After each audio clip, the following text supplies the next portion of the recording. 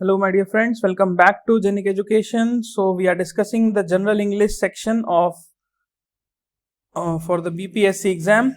Okay, BPSC 2020. So let us continue our discussion. हमने पिछले lecture में एक्टिव पैसिव वॉइस में काफ़ी सारा डिस्कशन किया था.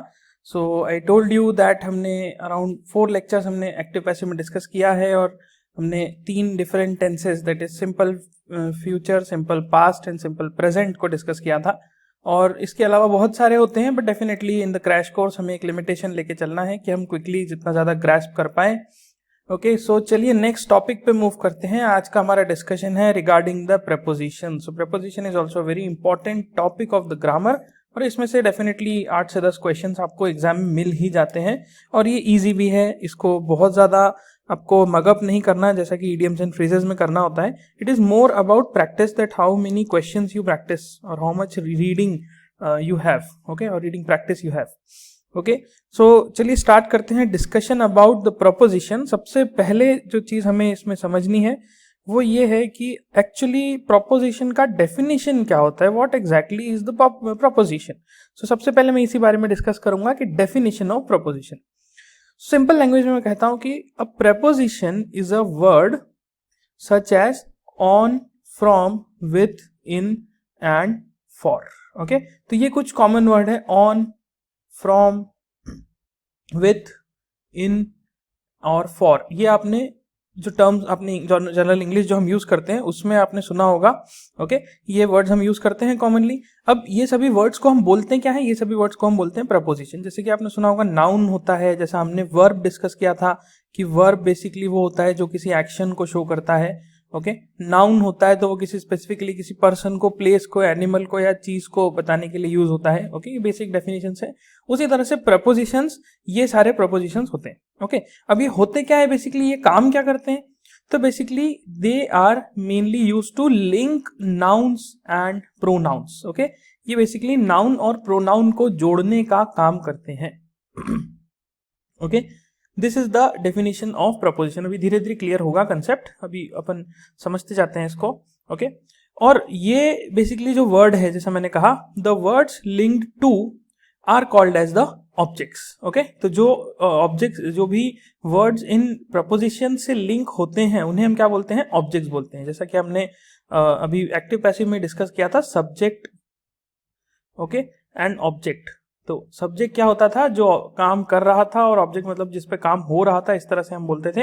ये सब्जेक्ट मतलब मेन पर्सन किसी सेंटेंस का, उसे हम सब्जेक्ट डिफाइन करते थे. तो यहाँ पे हमें क्या देखना है कि इसी तरह से नाउन और प्रोनाउन जो होते हैं, नाउन्स को मतलब 2 नाउन्स को भी जोड़ सकता है, 2 प्रोनाउंस को भी जोड़ सकता है. ओके, 2 वी कैन से एक नाउन और एक प्रोनाउन को भी जोड़ सकता है. वह सभी वर्ड्स को क्या कहलाते हैं, प्रपोजिशंस कहलाते हैं.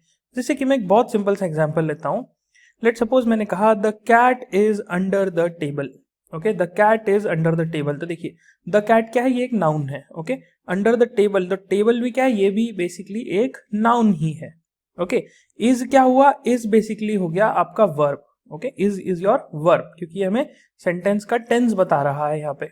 ओके, तो कैट और टेबल को जोड़ने के लिए जो वर्ड यूज हुआ वो कौन सा है, वो है ये अंडर.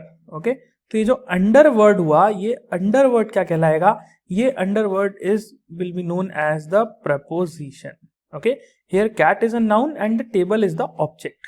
ओके, तो देखिए ये नाउन है, टेबल भी एक नाउन होता है, लेकिन क्योंकि ये प्रपोजिशन यूज हो रहा है टेबल मतलब कैट को और टेबल को जोड़ने के लिए, तो इसीलिए मैं क्या कहूंगा कि ये बेसिकली टेबल इस सेंटेंस में मेरा ऑब्जेक्ट बन गया है. ओके, एक्टिव पैसिव में हमने बहुत डिटेल में डिस्कस किया था सब्जेक्ट क्या होता है, ऑब्जेक्ट क्या होता है, तो बिल्कुल उसी कॉन्सेप्ट को हम आगे बढ़ा रहे हैं. तो यहाँ पे आप सेंटेंस को देख सकते हैं कि ये सेंटेंस में कैट जो है वो आपका सब्जेक्ट है और टेबल जो है वो आपका ऑब्जेक्ट है. ओके, तो सब्जेक्ट और ऑब्जेक्ट में बीच में एक जोड़ने वाला वर्ड कौन सा आ रहा है, ये अंडर. ओके, तो ये अंडर डिफाइन कर रहा है कि जो एक्शन है, ओके, या फिर कहे जो पोजीशन है वो किस जगह पे. मैं सेंटेंस ऐसा भी लिख सकता हूं, the cat is on the table. Okay, तो क्या इसमें सब्जेक्ट ऑब्जेक्ट चेंज हुआ, नहीं चेंज हुआ. देखिए कैट भी वही है, टेबल भी वही है, इज भी वही है, लेकिन ये ऑन जो वर्ड है, ठीक है ना, ये ऑन वर्ड डिफाइन कर रहा है कि कैट का है टेबल के ऊपर है, और अंडर जो है वो डिफाइन कर रहा है कि कैट जो है टेबल के नीचे है.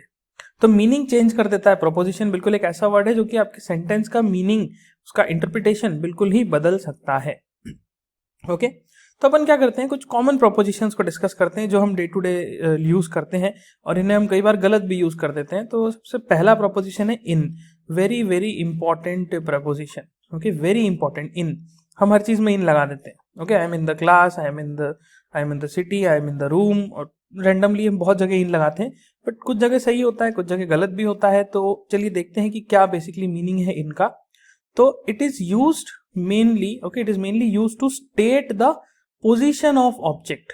ओके, ये किस लिए यूज होता है? इन जो है ये बेसिकली ऑब्जेक्ट की पोजीशन को शो करने के लिए यूज होता है और used with the country names. Okay, country के नाम के साथ यूज होता है, कंट्री के, स्टेट के, ओके, या फिर कहा जाए सिटी के। अब यहाँ पे इतना सिंपल नहीं है कि जस्ट हमने बोला कि हाँ पोजीशन ऑफ द ऑब्जेक्ट, तो पोजीशन तो बताता ही है, लेकिन कभी कभी रेफरेंसिंग भी गलत हो जाती है। तो रेफरेंसिंग का जो कॉन्सेप्ट होता है वो थोड़ा सा और डिटेल है। अभी हम बिल्कुल बेसिक आइडिया को समझते हैं।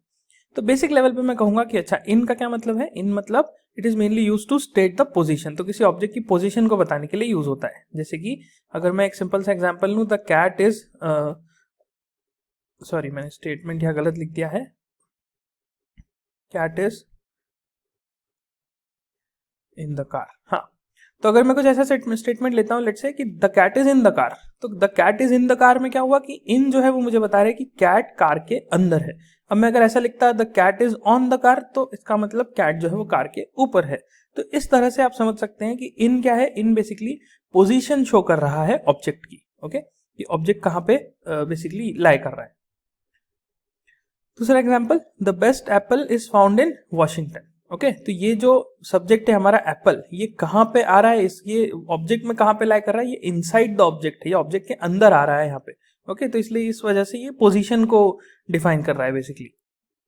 फिर अगर ऑफ, नेक्स्ट हमारा प्रपोजिशन है ऑफ, इसको समझते हैं। देखिए ऑफ क्या होता है? Of is use to indicate, okay, to indicate relating to या फिर बिलोंगिंग टू। बिलोंगिंग टू मतलब कि ये अल्टीमेटली किसके रिलेशन में बात की जा रही है, किससे रिलेटेड है ये। जैसे कि मान लीजिए मैंने लिखा I always dreamed of being famous. Okay, तो ये यहाँ पे क्या है? बिलोंगिंग टू, मतलब कि ये जो ड्रीम है ये बिलोंग किसको कर रहा है? It is belonging to me. तो ये कोई चीज अगर मुझे बिलोंग कर रही है तो उस चीज को रिप्रेजेंट करने के लिए हम ऑफ वर्ड का यूज करेंगे। डोंट वरी, धीरे धीरे और क्लियर होगा कंसेप्ट।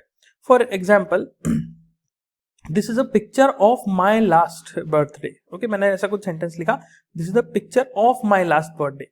तो ये क्या है? बेसिकली माई लास्ट बर्थडे मतलब मेरे लास्ट बर्थडे की पिक्चर है। तो इट मीन्स ये मुझे बिलोंगिंग शो कर रहा है, ये पिक्चर किसकी है। ओके, और इसी चीज को मैं ऐसा भी बोल सकता हूँ कि this is use to indicate the reference. तो बेसिकली ये रेफरेंसिंग कर रहा है ये प्रपोजिशन। ओके, एक और इसका यूजेज हो सकता है टू स्पेसिफाई द नंबर और amount.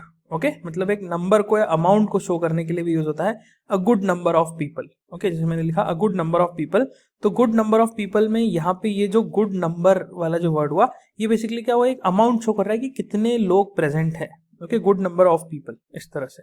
Okay, so this is how you can understand कि इन और ऑफ प्रोपोजिशन कैसे यूज होते हैं। बेसिक लेवल पे समझिएगा, मैंने बहुत डिटेल नहीं लिया है। You know, this is very deep, grammar बहुत डीप होता है। मैंने बिल्कुल इंपॉर्टेंट जो सिलेक्टिवली पॉइंट्स आपको अभी समझने की जरूरत है, सिर्फ उन्हीं को कंसिडर किया है, जिसकी मदद से आप क्वेश्चन को सॉल्व कर सके। ओके, जो अभी हमारा एम है पर्पसफुली। तो आगे बढ़ते हैं, दो और प्रपोजिशन हम लेते हैं। Next is for preposition. Now बहुत जगह कंफ्यूजन होता है कि यार कहाँ पे फॉर लगा दें, कहाँ पे ऑफ लगा दें। तो इस चीज को समझने के लिए हम फॉर को यूज करेंगे। देखिए फॉर क्या होता है? फॉर बेसिकली यूज होता है टू इंडिकेट द रीजन और बिकॉज ऑफ। ओके, तो फॉर और ऑफ सेम नहीं है। Okay, indicate the reason because of मतलब किसी चीज के कारण, किसी चीज के कारण की वजह से इस तरह से हो रहा है। ओके, इसको हम ऐसा डिफाइन कर सकते हैं, किसी चीज के कारण का होने से ऐसा हो रहा है। जैसे मैंने लिखा आई am really happy for you, तो यहाँ पे क्या हो रहा है? यहाँ पे किसी रीजन को इंडिकेट कर रहे हैं। ओके, या फिर किसी चीज की वजह से, मतलब मैं हैप्पी क्यों हूं? बिकॉज तुम्हारी वजह से, बिकॉज ऑफ यू। तो इस सेंटेंस को अगर मैं ऐसा भी लिखता हूं कि I am really happy, happy because of you, then also it's fine, ये बिल्कुल करेक्ट है, कोई प्रॉब्लम नहीं है। लेकिन हाँ, बिकॉज ऑफ की जगह मैं ऐसा नहीं लिख सकता आई am really happy of you. I am really happy of you तो कुछ सेंस ही नहीं बनाएगा। तो इसीलिए करेक्ट सेंटेंस क्या होगा, आई am really happy for you. Okay, मतलब मैं आपके लिए हैप्पी हूँ, या फिर ऐसा कहा जाए कि मैं आपकी वजह से हैप्पी हूँ, आपके कारण मैं हैप्पी हूँ। Okay, so this is the one of the usages of for sentence, कि ये किसी इंडिकेट करता है रीजन को, या फिर बिकॉज ऑफ समथिंग ऐसा बोल लीजिए। रीजन जहां पे भी आ रहा है तो रीजन की वजह से हम वहां पे फॉरवर्ड यूज कर सकते हैं। दूसरा इंपॉर्टेंट पॉइंट है, फॉर कहां पे यूज होता है, टू इंडिकेट द ड्यूरेशन और टाइम, मतलब टाइम को शो करने के लिए भी फॉर का यूज होता है।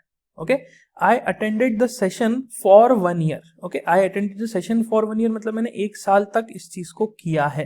तो यहाँ पे क्या हो रहा है, मैं एक ड्यूरेशन बता रहा हूँ, यहाँ पे मैं डेट नहीं बता रहा, यहाँ पे मैं ड्यूरेशन बता रहा हूँ। ये भी एक इंपॉर्टेंट कंसेप्ट है, आगे हम कवर करेंगे। फॉर और सिंस, ये दो वर्ड है जो कि बहुत ही ज्यादा मिस प्लेस्ड यूज होते हैं, इसको हम डेफिनेटली डिटेल में कंसिडर करेंगे। अभी के लिए सिर्फ समझिए कि फॉर मतलब क्या हुआ, कि टू इंडिकेट द ड्यूरेशन और टाइम, मुझे टाइम का या ड्यूरेशन को शो करने के लिए मैं फॉर का फॉरवर्ड यूज कर सकता हूँ। ओके, तीसरा यूज आता है to specify the use of something. Okay, जैसे कि यूज कैसा, she is preparing for her final exam. तो यहाँ पे क्या हो रहा है, ये यूज हो रहा है बेसिकली कि क्यों प्रिपरेशन हो रहा है, ये बेसिकली फाइनल एग्जाम के लिए प्रिपरेशन हो रहा है, इसलिए आई कैन से कि this is for the use of something, basically कि जो प्रिपरेशन है वो इस चीज के लिए हो रहा है, इस चीज में यूज आएगा, इसीलिए ये प्रिपरेशन किया जा रहा है। Okay, she is preparing for her final exam. So I hope आपको फॉर के तीनों इंपॉर्टेंट मीनिंग समझ में आए होंगे।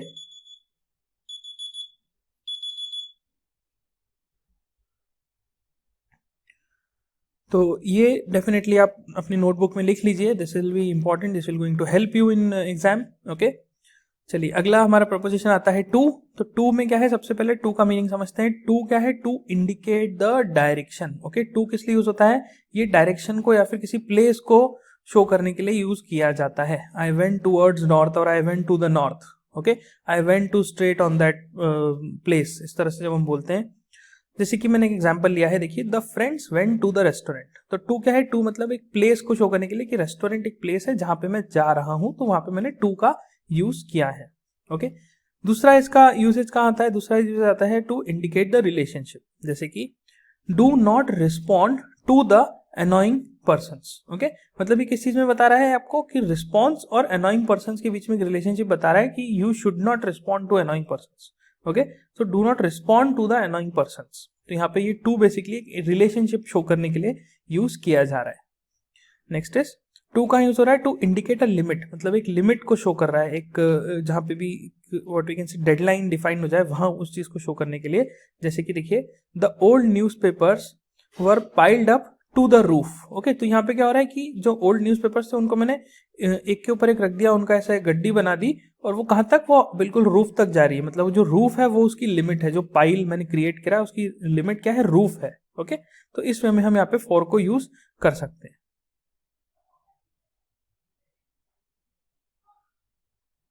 अगला यूजेज का है to refer a period. Okay, तो टू रेफर अ पीरियड मतलब कि यहाँ पर हम टाइम पीरियड में एक रेफरेंस देने के लिए हम बेसिकली इसको मैं ऐसा लिख देता हूँ, let's suppose time period.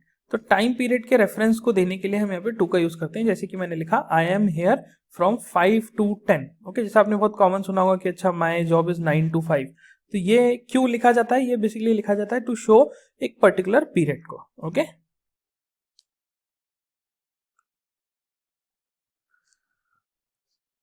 Okay, so I hope ये आपको कंसेप्ट क्लियर हुआ होगा जो हमने अभी यहाँ पे प्रोपोजिशंस डिस्कस किए हैं। तो अब जितने भी हमने डिस्कस किए हैं, तो देखिए सिर्फ डिस्कशन से हमारा काम नहीं होगा, हमें डेफिनेटली थोड़ा सा आगे जाना होगा, हमें थोड़ा सा इसको यूजेज पे भी फोकस करना होगा।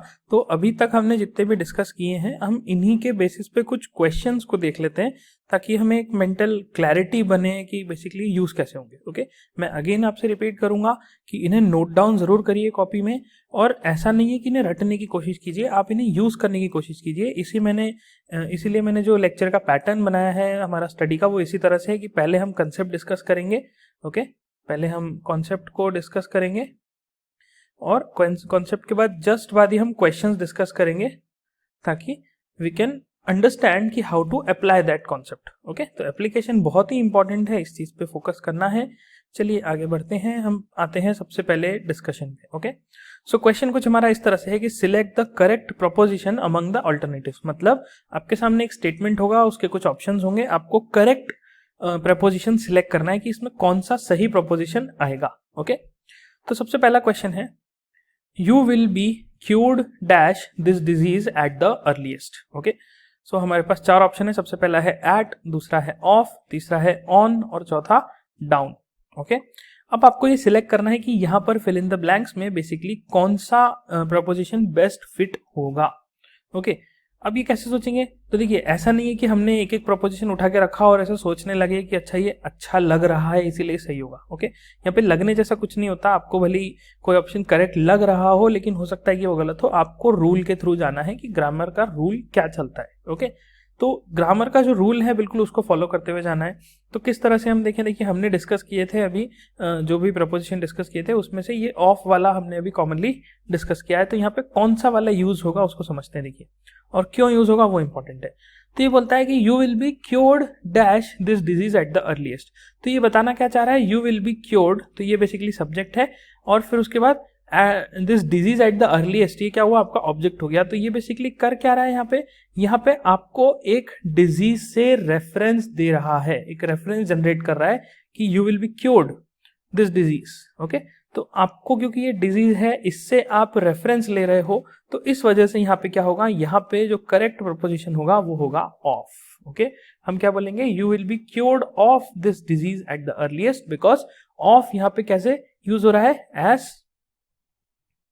रेफरेंस। ओके, तो जो भी रूल्स मैंने ऊपर लिखे हैं आप उसको बिल्कुल वापस से रिवाइज कीजिए। आपको ये दिखेगा कि of basically for the referencing यहाँ पे यूज किया जा रहा है। अगले क्वेश्चन पे आते हैं। देखिए, next is I am disgusted. Okay, I am disgusted dash their actions. Okay, अब यहाँ पे ऑप्शन क्या है हमारे पास, सबसे पहला है ऑफ, दूसरा है एट, तीसरा है विद और चौथा है फ्रॉम। तो अब यहाँ पे हमें लगेगा कि okay, I am disgusted of their actions, हाँ ये भी लगता है कि हाँ सही है। आई am disgusted eight their actions, कि हाँ उनके एक्शंस पे मैं बहुत डिसगस्टेड फील कर रहा हूँ। आई am disgusted with their actions, I am disgusted from their action. तो पढ़ने में तो ऐसा लगेगा कि हाँ चारों में से कोई भी हो सकता है, चारों ही सही हैं, लेकिन यहाँ पे हमें एक क्लैरिटी यहाँ पे बनाना पड़ेगा कि हम किस पर्टिकुलर प्रपोजिशन को यहाँ पे यूज करेंगे और कैसे यूज करेंगे। तो ये डेफिनेटली रूल पे है। तो अभी तक हमने जो भी रूल पढ़े उनको वापस से रिवाइज कीजिए और वापस से रिवाइज करके आप बहुत इजीली जान पाएंगे कि इसमें क्या आना चाहिए। तो मैं आपको सजेस्ट करूंगा कि वीडियो को पॉज कीजिए और खुद से ट्राई कीजिए। ओके, सो आई होप आपने ट्राई कर लिया होगा अभी तक। तो यहाँ पे क्या आना चाहिए जरा सोचते हैं। देखिए, I am disgusted dash their actions. Okay, तो मैं डिसगस्टेड हूं क्यों, बिकॉज ऑफ दिस एक्शंस। तो बेसिकली ये एक्शंस क्या है, ये actions are the cause of my disgust. Okay, मुझे क्यों बुरा लग रहा है, बिकॉज मैं इन एक्शंस की वजह से बुरा फील कर रहा हूँ, मैं फ्रस्ट्रेटेड हूँ बिकॉज ऑफ दिस एक्शंस। तो इसलिए यहाँ पर एक ऐसा प्रपोजिशन आना चाहिए which can show the cause. तो कॉज शो करने के लिए कौन सा यहाँ पे प्रपोजिशन है, दैट इज फ्रॉम। ओके, तो फ्रॉम यूज होगा because it is showing the cause of disgust. Okay, और cause of the subject. Okay, तो ऑब्जेक्ट का जो हो रहा है, जो भी ऑब्जेक्ट है, ठीक है ना, उसका कॉज क्या बन रहा है बेसिकली, या फिर ऐसा कहा जाए सब्जेक्ट के लिए कॉज क्या बन रहा है अगर ऑब्जेक्ट बन रहा है, तो इसलिए सब्जेक्ट और ऑब्जेक्ट के बीच में क्या आएगा, फ्रॉम। तो यहाँ पे करेक्ट जो प्रपोजिशन है वो क्या यूज होगा, फ्रॉम। ओके, चलिए अगले पे आते हैं, next question. So next is hard work has told dash his health and he needs rest. Okay, so hard work has told dash his health and he needs rest. तो सबसे पहला option है upon, दूसरा है of, तीसरा है out और चौथा है ऑन। ओके, तो अब यहाँ पे क्या आना चाहिए उसे हम समझते हैं। देखिए, सबसे पहले वीडियो को पॉज कीजिए डेफिनेटली और ट्राई कीजिए खुद से, फिर अपन डिस्कस करेंगे। Genic Prime is the new features by Genic Education where you will get 450 plus video series questions explanation, Prime Facebook group for doubt solving, assignments, live sessions and many more. If you are interested then visit website and join quickly. For any query call on 9837933283.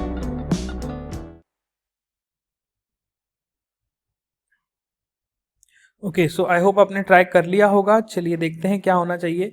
तो ये यहाँ पे sentence को अगर ध्यान से समझते हैं, क्या बोल रहा है कि हार्ड वर्क हैज टोल्ड, मतलब some because of some hard work. Okay, hard work has told dash his health. Okay, मतलब हेल्थ पे कुछ इफेक्ट आया है एंड ही नीड्स रेस्ट। तो यहाँ पे क्या हो रहा है कि एक सब्जेक्ट है, ओके, और वो सब्जेक्ट पे क्या हो रहा है, एक ही एक्शन हुआ, हेल्थ का इफेक्ट आया और उसके कारण एक और नया एक्शन आ गया, okay, and he needs rest. तो यहाँ पे क्या हो रहा है कि इमीडिएटली फॉलो कर रहा है ये एक्शन इसको। तो ये जो इमीडिएट फॉलोइंग वाला केस होता है, इसमें जो प्रोपोजिशन यूज होता है दैट इज अपॉन, ओके। यहाँ पे करेक्ट जो इडियम प्रोपोजिशन यूज होगा दैट विल बी अपॉन। और अपॉन क्यों यूज होगा, because upon is used as immediately after, okay, it is used as immediately or used as to show something immediately after, okay। अभी immediately after क्या हुआ कि देखिए सबसे पहले क्या चीज हुई, हेल्थ डिग्रेड हुई, ओके, और हेल्थ डिग्रेड होने की वजह से उसको रेस्ट लेना पड़ा। तो ये क्या हुआ, ये एक्शन इमीडिएटली परफॉर्म हुआ, हेल्थ डिग्रेडेशन के जस्ट बाद उसको रेस्ट लेना पड़ा, ये इमीडिएट एक्शन हुआ। तो इस वजह से यहाँ पे जो करेक्ट प्रोपोजिशन यूज हो रहा है that is upon, okay। So hard work has told upon his health and he needs rest। अगला देखते हैं, चलिए next is the teacher advise John to give dash bad habits, okay. अब यहाँ पे सोचना है कि क्या बेसिकली यूज हो सकता है। सबसे पहला है गिव अवे बैड हैबिट्स, या फिर गिव ऑफ बैड हैबिट्स, या फिर गिव आउट बैड हैबिट्स, या फिर गिव अप बैड हैबिट्स। तो जरा सोचिए वीडियो को पॉज करके, ओके। सो आई होप आपने ट्राई कर लिया होगा। चलिए समझते हैं क्या यूज होगा। तो यहां पर जब हम लिखते हैं कि the teacher advise John to give dash bad habits, तो definitely what teacher wants to say कि जॉन को वो बैड हैबिट्स को छोड़ के आगे मूव करना चाहिए, okay. So John should move on by leaving this bad habits. ये कहना चाह रही है टीचर सीधा सीधा कि you should leave something behind and should start moving further. तो उस चीज के लिए जो बेस्ट प्रोपोजिशन यूज होता है that is up, okay. Up क्यों यूज होता है, क्योंकि देखिए अप बेसिकली क्या बताता है, अप का मतलब होता है कि use to show to leave something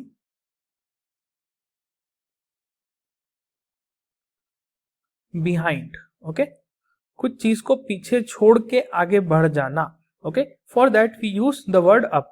away मतलब क्या होता है, अवे मतलब होता है दूर चले जाना, ओके। तो यहाँ पे बहुत ही थिन डिफरेंस है अवे और अप के बीच में, लेकिन यहाँ पे जो करेक्ट यूज होगा वो अप यूज होगा, बिकॉज यहाँ पे हम किसी चीज को पीछे छोड़ के आगे बढ़ने की बात कर रहे हैं, ओके।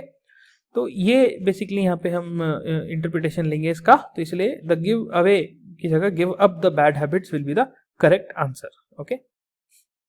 चलिए अगले पे आते हैं। नेक्स्ट है हमारा his name has become a dash evil, okay, has become a synonym dash evil, okay. तो यहाँ पे क्या आएगा, इस चीज को समझते हैं जरा। पहला है वर्ड फॉर, दूसरा है विथ, तीसरा है ऑफ और चौथा है in. So now what we have to think is कि यहाँ पे प्रोपोजिशन कौन सा यूज होना चाहिए। So his name has become a synonym for evil, synonym with evil, synonym of evil, या फिर सिनोनिम इन एविल, ओके। तो करेक्टली यहाँ पे देखिए हो क्या रहा है कि हम किसी पर्सन को रेफर करना चाह रहे हैं। तो जब भी आप किसी पर्सन को रेफर कर रहे हैं, ओके, किसी पर्टिकुलर नाम से रेफरेंस दे रहे हैं, तो उस केस में जो बेस्ट प्रोपोजिशन यूज होता है दैट इज ऑफ, ओके। जो हम यूज करते हैं इंग्लिश में that is of, sorry for, okay. तो फॉर क्या है, for is use for generally use for referencing some human being, some person, okay. तो पर्सन को रेफरेंस जब हम मोस्टली देते हैं तो हम उस केस में फॉर यूज करते हैं, और कुछ केसेस में हम ऑफ यूज करते हैं। बट ऑफ जनरली यूज होता है जब हम किसी ऑब्जेक्ट को या नॉन लिविंग थिंग को रेफरेंस में दे रहे हैं। लेकिन जब हम किसी पर्सन को दे रहे हैं रेफरेंस में तो डेफिनेटली यहाँ पे फॉर का यूज करेक्ट होता है। तो यहाँ पर क्या आएगा, his name has become a synonym for evil, okay. Synonym for evil की जो एविल है उसका एक सिनोनिम बन गया नाम, इस तरह से, ओके। अगला देखते हैं, चलिए अगला क्या है, would you confide your secrets dash a stranger, okay. तो पहला ऑप्शन क्या है, विथ, दूसरा है टू, तीसरा है एट और चौथा है on, okay. So would you confide your secrets dash a stranger में क्या आना चाहिए, सोचते हैं। देखिए would you confide your secrets with a stranger, okay, या फिर would you confide your secrets to a stranger, at a stranger और ऑन अ स्ट्रेंजर। तो देखिए हम उसके ऊपर तो कुछ डाल नहीं रहे हैं, तो ऑब्वियस सी बात है कि एट और ऑन जैसे तो नहीं आ सकते। जो कंफ्यूजन होने वाला है वो यहीं पे होने वाला है कि अच्छा विथ आएगा या टू आएगा। तो यहाँ पे जरा इस बात को समझिए, विथ किस लिए यूज होता है, विथ का मतलब होता है कि डिस्कस समथिंग, ओके। तो डिस्कशन मतलब क्या होता है? डिस्कशन मतलब कि आपने एक पॉइंट रखा, सामने वाले ने उसको समझा, उसके बारे में कुछ रिस्पॉन्स दिया एंड सो ऑन। ओके, लेकिन यहाँ पे वो क्या बोलना चाह रहा है कि would you confide your secrets. तो कन्फाइड मतलब कि ओपन करना।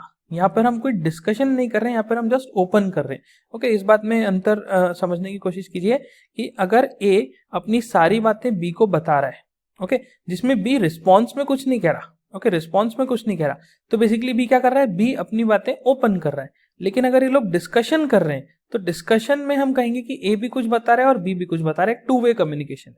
लेकिन यहाँ पे जो कन्फाइड योर सीक्रेट्स वाली बात हो रही है, तो कन्फाइड में यही हो रहा है कि बेसिकली यहाँ पे सिर्फ ए ओपन कर रहा है अपने सीक्रेट्स को, ठीक है, यहाँ पे बी की तरफ। तो ये वन वे कम्युनिकेशन है।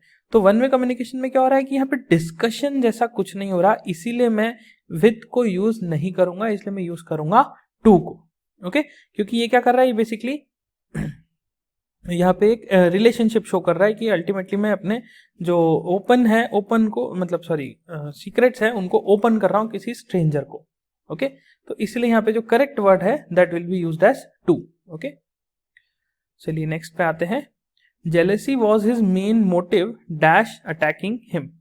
ओके, तो अगेन यहाँ पे क्या हो रहा है, यहाँ पे बेसिकली अगर आप ध्यान से देखेंगे तो कहीं ना कहीं jealousy was his main motive dash attacking him में एक कॉज की बात हो रही है कि ये अल्टीमेटली क्या हो रहा है, एक रीजन है, कि वजह है जिसके कारण ऐसा हुआ है।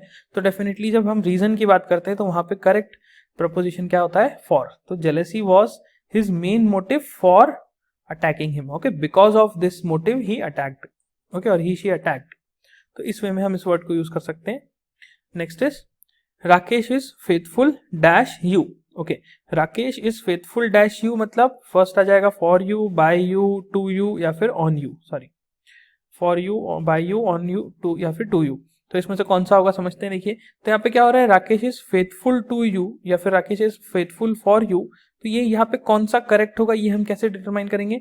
यहाँ पे हमें सिंपल सा क्या देखना है कि Rakesh is faithful dash you में राकेश एंड यू, ये दोनों के बीच में एक रिलेशन का यहाँ पे एस्टेब्लिशमेंट हो रहा है। ओके, जैसे कि ए और बी दो ऑब्जेक्ट्स हैं और दो ऑब्जेक्ट्स के बीच में मैं रिलेशनशिप शो कर रहा हूं, तो उसी तरह से यहाँ पे एक रिलेशन की बात हो रही है। तो इसलिए जो करेक्ट प्रपोजिशन यूज होगा that will be to, because to is used for showing the relationship. तो ये रिलेशनशिप शो करने की वजह से यहाँ पे मैं टू का यूज करूंगा। तो करेक्ट होगा Rakesh is faithful to you. Okay, next आते हैं, there is no dash anxiety. Okay, there is no cause dash anxiety. तो अब यहाँ पे क्या होना चाहिए इस चीज को समझते हैं। पहला ऑप्शन है फॉर, दूसरा है टू, तीसरा है ऑन और चौथा है ऑफ। अब यहाँ पे बहुत ही इंटरेस्टिंग सा है क्योंकि ये जनरली एक ऐसा स्टेटमेंट है जो कॉमनली हम गलत कर देते हैं इसको। ओके, जो सबसे पहला आंसर आपके माइंड में आ रहा होगा वो जनरली ऐसा आंसर नहीं होता जो सही हो यहाँ पे, क्योंकि अगर वो सही होता तो फिर इंग्लिश का पेपर देने का मतलब ही नहीं होता, सभी लोग पास हो जाते हैं इजीली। तो इसलिए थोड़ा सा एग्जाम में इन्हीं स्पेशल केसेस पे फोकस किया जाता है कि जहां आप गलती कर सकते हो उसी चीज को वो क्वेश्चन बना के डाल देते हैं। तो देखिए, there is no cause dash anxiety. Okay, so अब माइंड में क्या आएगा हमारे कि okay there is no cause of anxiety हो सकता है। ओके, ऐसा लगेगा हमें कि हाँ there is no cause of anxiety, ये करेक्ट, ऐसा फील होता है कि हाँ ये करेक्ट है। फिर क्या गलती है, तो मैं कहूंगा कि ये गलत है, ऑफ नहीं आ सकता। क्यों? क्योंकि यहाँ पे there is no cause of anxiety में आप ये समझने की कोशिश कीजिए कि ये एक रीजन की बात कर रहा है। ओके, कहीं ना कहीं ये एक रीजन की बात कर रहा है। ओके, उसके पीछे के कारण की बात कर रहा है। तो इसलिए यहाँ पे करेक्ट जो प्रोपोजिशन होगा that will be for. So there is no cause for anxiety will be the correct option, because anxiety के कारण की बात कर रहा है। तो यहाँ पे भी कारण की रीजन की बात आ रही है, तो डेफिनेटली वहां पे हम फॉर का यूज कर रहे हैं। Okay, so correct answer is for anxiety. Next question, the climate of Africa is not conducive और conductive dash health. Okay, the climate of Africa is not conductive dash health. तो यहाँ पे जरा सोचिए वीडियो पॉज करके क्या answer होना चाहिए।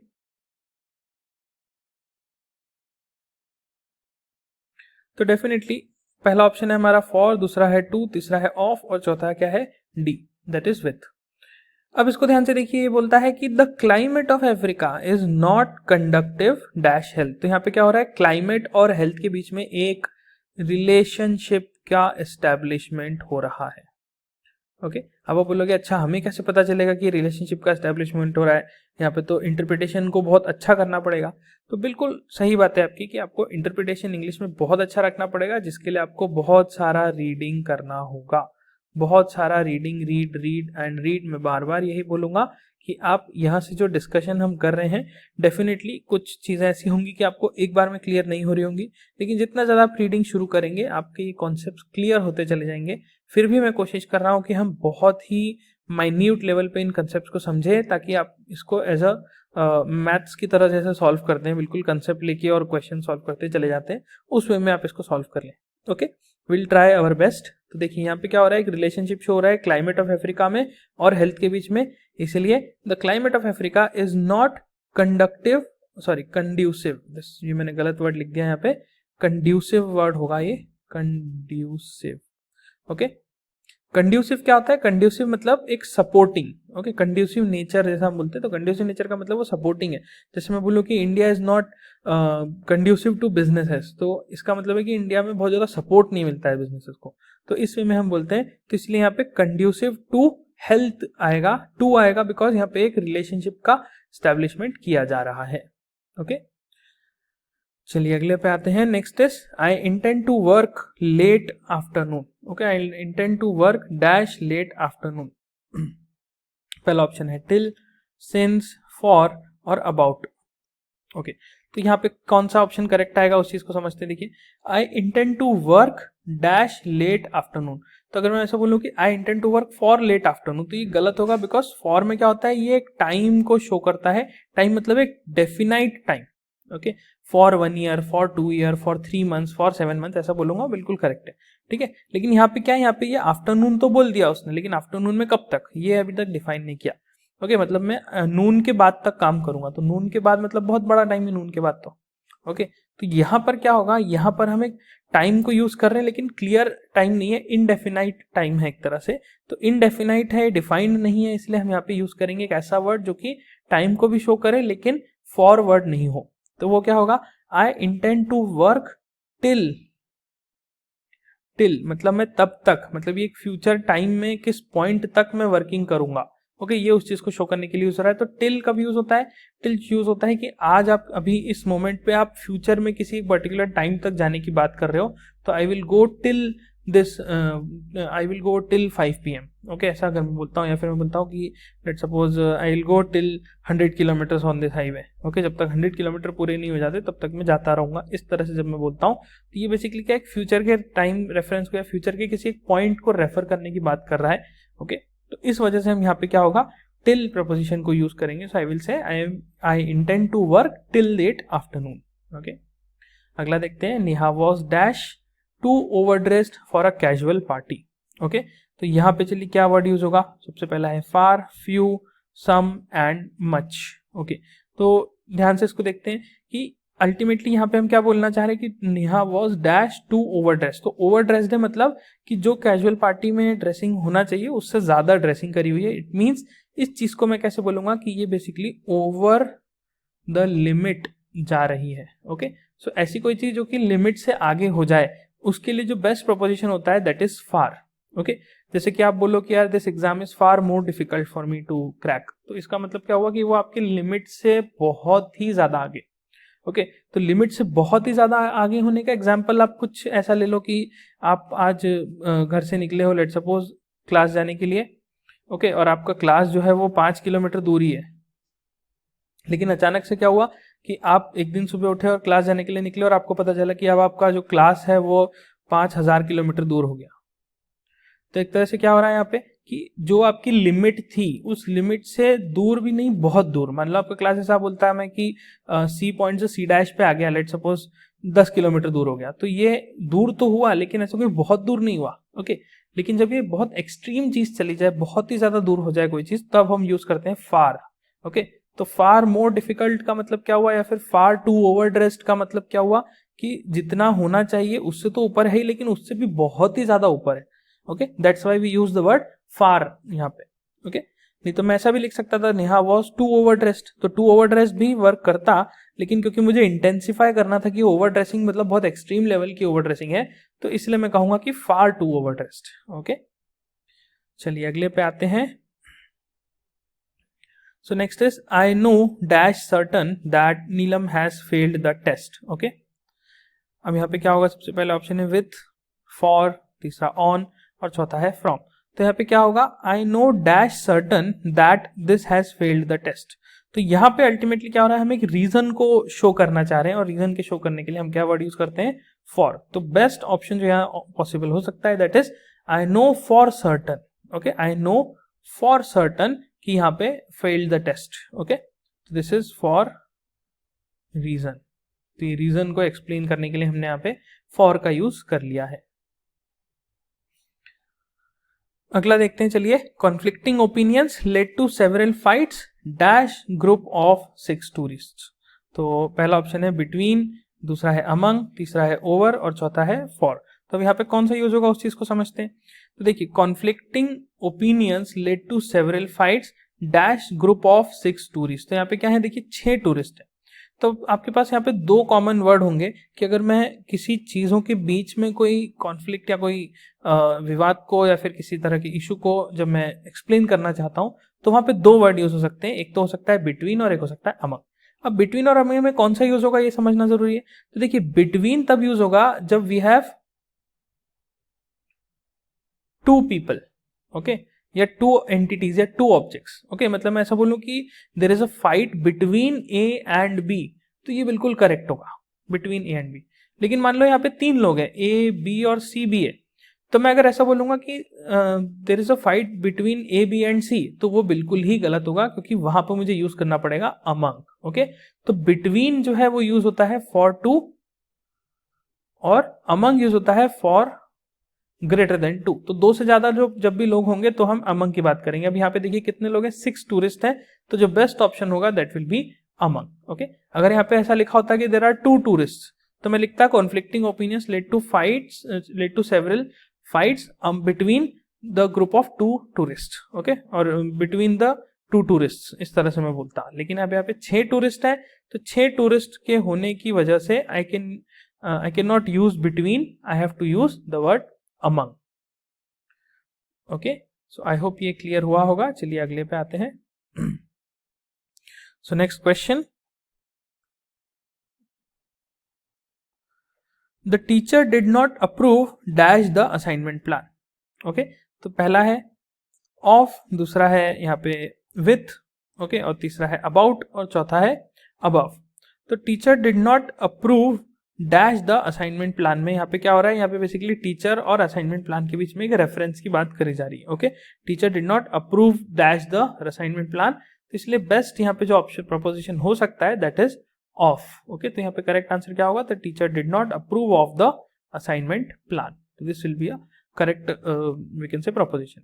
ओके, यहाँ पे क्या हो रहा है, रेफरेंस हो रहा है, रेफरेंसिंग की बात हो रही है, इस वजह से ऐसा हो रहा है. अब माइंडेड में बहुत डिटेल में नहीं जा रहा कि रेफरेंसिंग की बात कैसे हो रही है, क्योंकि वो थोड़ा सा और डीप कंसेप्ट होगा. अभी आई विल सजेस्ट यू कि बेसिक चीज़ों को समझते जाइए. ओके, बेसिक चीज़ें जब आप समझते जाएंगे तो डेफिनेटली आपको आगे के कॉन्सेप्ट्स में और क्लैरिटी बन जाएगी इस चीज़ को लेके. चलिए अगले पे आते हैं. Next is after the fraud was discovered the manager along with the clerks dash arrested. Okay, तो यहाँ पे पहला क्या है, वर, वॉज और विल बी या फिर वुड बी. तो देखिए थोड़ा सा ये डिफरेंट है, ये एग्जैक्टली प्रोपोजिशन वाला नहीं है क्वेश्चन, बट क्योंकि एग्जाम में आ चुका है इसलिए मैंने इसको यहाँ पे कंसिडर किया है. तो हमें यहाँ क्या बताना है कि after the fraud was discovered the manager along with the clerks dash arrested. तो यहाँ पे क्या आना चाहिए, यहाँ पे वॉज आना चाहिए, वर आना चाहिए, विल बी या फिर क्या. तो देखिए फ्रॉड होने के बाद अरेस्टेड बोला उसने, अरेस्टेड बोला, इट मीन्स कि ये पास्ट में एक्शन हो चुका है, तो विल बी और वुड बी जैसा तो नहीं हो सकता. ओके, क्योंकि ये तो फ्यूचर को बता रहे हैं कि ऐसा होगा कि वो अरेस्ट करेंगे, ऐसा नहीं. तो यहाँ पे अरेस्ट तो कर लिया है. अब यहाँ पे 2 ऑप्शन है, या तो वर आ जाए या फिर वॉज आ जाए, तो फिर हम किसको सिलेक्ट करें. तो देखिए ये डिपेंड करेगा कि अगर मेरा सेंटेंस जो है वो प्लूरल है, ओके, तो वर यूज कर लूंगा, और अगर सिंगुलर है तो मैं बोलूंगा वॉज. ओके, तो अब यहाँ पे क्या आना चाहिए, तो यहाँ पे ये वॉज या वर पता करने के लिए हमें जस्ट क्या चेक करना है कि इस ब्लैंक के जस्ट पहले कौन सा what we can say noun आ रहा है. ओके, क्या वो प्लूरल है या फिर वो सिंगुलर है, जो भी एंटिटी आ रही है वो प्लूरल है या सिंगुलर है, ये हमें देखना होगा जस्ट इस सेंटेंस के इस ब्लैंक के पहले. तो यहाँ क्या लिखा हुआ है, the manager along with the clerks, okay, the manager, sorry यहाँ पे क्या लिखा है, the manager along with the clerks. तो अब यहाँ पे इस चीज को समझिए कि ये क्या बोल रहा है कि मैनेजर है और उसके साथ क्लर्क्स है। अब ये सब अरेस्ट हुए, तो यहाँ पे मेन जो सब्जेक्ट है इस पर्टिकुलर लाइन में वो कौन है, वो बेसिकली आपका मैनेजर है, क्योंकि सेंटेंस वो मैनेजर के बारे में बोलना चाह रहा है।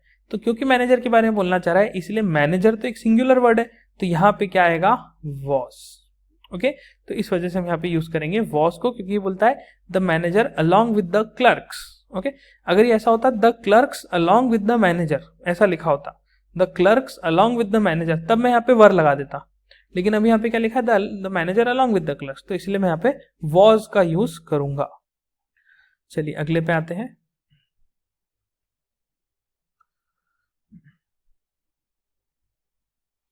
The workers have dash the strike, okay, the workers have called dash the strike. तो यहाँ पे क्या होगा, सबसे पहला है ओवर, दूसरा है ऑफ, तीसरा है ओ एफ, ऑफ वाला ऑफ, और फोर्थ इज अप। तो the workers have dash the strike. तो देखिए ये बहुत ही कॉमन एक फ्रेज है जो कि आपने पहले भी देखा होगा। तो यहाँ पे जो अल्टीमेटली चीज हो रही है वो क्या बोल रहा है कि the workers have called dash the strike. तो ये कॉल्ड डैश द स्ट्राइक में डेफिनेटली यहाँ पे कैसा वर्ड आएगा जो कि ये शो करे कि ये जो स्ट्राइक है ये रुक गई है, okay, there is a stop on the strike. तो उसके लिए जो बेस्ट वर्ड होता है वो क्या है, off, O double F, off. तो ऑफ क्यों यूज होता है, ऑफ बेसिकली शो होता है टू लीव समथिंग, ओके।